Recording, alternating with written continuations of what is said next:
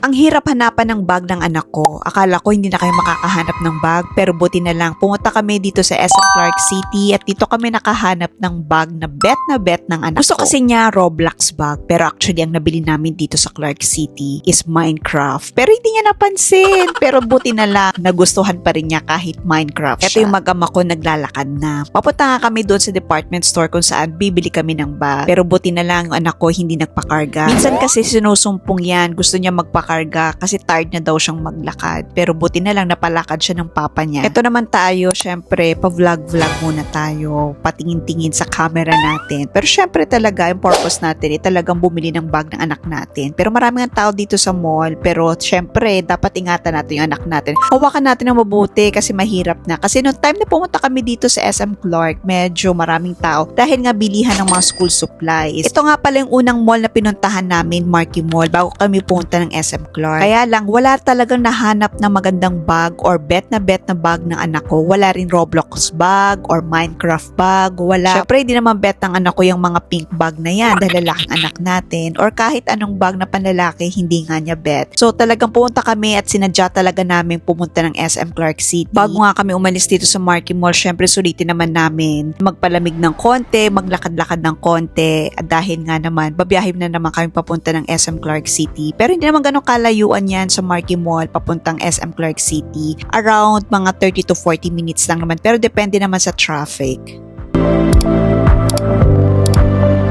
So ito na ang pagsasearch ng bag ng aming pinakamamahal na anak. Ayan, naghahanap ang papa kung meron bang magandang bag na pwede para sa aming anak. Tinanong namin sa sales lady kung meron bang Roblox bag or Minecraft bag. Kasi wala kayong makita. Kinakabahan kami sa parting yan. Baka wala kaming bag na mahanap para sa anak namin. Pero buti na lang, naghanap-hanap pa kami para makahanap pa kami ng bag para sa anak namin. Ito muna, medyo chill lang muna and then gora sa paghahanap ulit. Lakad-lakad lang, kondisyonin lang natin yung anak natin para makahanap tayo ng bag na talagang para sa kanya. Yung bag na gustong-gusto niya talaga. Finally guys, nakahanap na rin kami ng school bag ng anak ko na gagamitin niya sa pasukan. And napastop na rin siya dahil at yan, nakita na niya yung bet niya. It's a Roblox bag na dihilang bag na meron na ring lunch bag. Separate yung price ng dihilang bag na Roblox and also yung lunch bag. Inabot din kami around 2,000 pesos. Late na kami nakapag-lunch sa puntong ito pero okay lang. Ang importante kasi is nakabili na kami ng bag na gustong-gusto ng anak namin. Yun naman ang purpose namin kung bakit kami pumunta ng mall at maghanap ng bag na gustong-gusto ng anak namin. Syempre, kaisa-isa lang naming anak yan. We want to give the best. We are both working parent at kaya naman we are trying our best para mabigay yung best para sa anak namin. Kung ikaw isang magulang, naiintindihan mo rin kami. Kaya kung bakit kami gustong-gusto namin maibigay yung best kasi napaka-precious ng smile ng anak namin. Kapag ganitong lumalabas kami, tinatry ko talagang mag-vlog. Yes, nasa vlogging era na tayo. And gamit nating camera ngayon is Insta360 X5. Ginagamit natin yan pang vlog ng ating mga outing or kung saan man tayo pupuntang mall or anumang ganap sa buhay natin kasi napaka-importante talaga na document yan kasi memory yan sa buhay natin. Ito rin yung oras sa kung saan pwede kaming magkasama-sama na walang cellphone, na hawak-hawak, lakad-lakad lang at kakain sa labas. Thank God for the provision dahil meron kaming pangkain sa labas at may panggas kami kahit medyo malaki or tumataas na naman yung gasolina. Ang bilis lang talaga ng panahon, no? Ngayon yung anak ko magki-kindergarten na. Actually, 3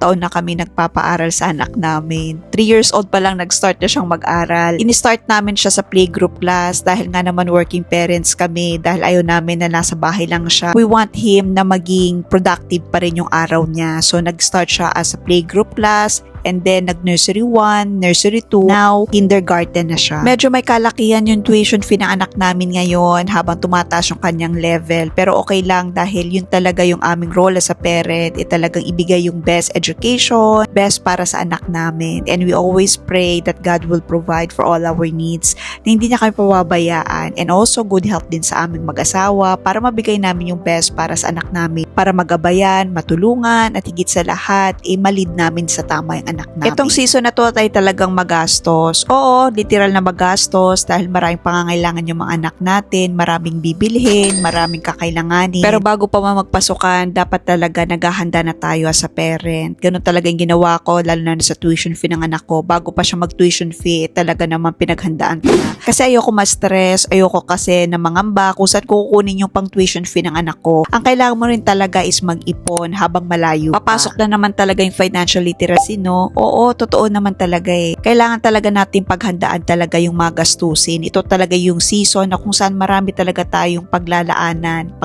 ng pera natin, pagkagastusan, lalong-lalo na sa mga requirements ng mga anak natin. Hindi ko masasabi na financially literate ako kasi talaga pinag-aaralan ko pa rin talagang financial literacy. Marami pa rin ako mga desisyon na mali, nakagawa ko ng mga maling desisyon sa buhay, nagkaroon ako ng mga failures, pero parte talaga yan ng buhay eh. Kung hindi tayo magkakamali, hindi rin talaga tayo matututo. Natuto talaga ako sa mga mali kong desisyon, kaya talaga I learned to slow down, lalong-lalo na sa mga desisyong ginagawa ko when it comes to finances. Yes, slow down talaga. Huwag tayong basta-basta bibili ng mga bagay-bagay na hindi natin kailangan, or huwag tayong basta-basta mag-i-invest sa mga bagay-bagay na hindi natin alam. Mahirap mamigay ng pera sa panahon ngayon kasi yung pera pinaghihirapan talaga natin yan. Kailangan din natin talagang pahalagahan at ingatan, pero kung ano naman yung sasobra, pwede rin naman natin yung i-share. Higit sa lahat, blessing pa rin yan ng ating Panginoon. Thank you for watching and see you on our next video.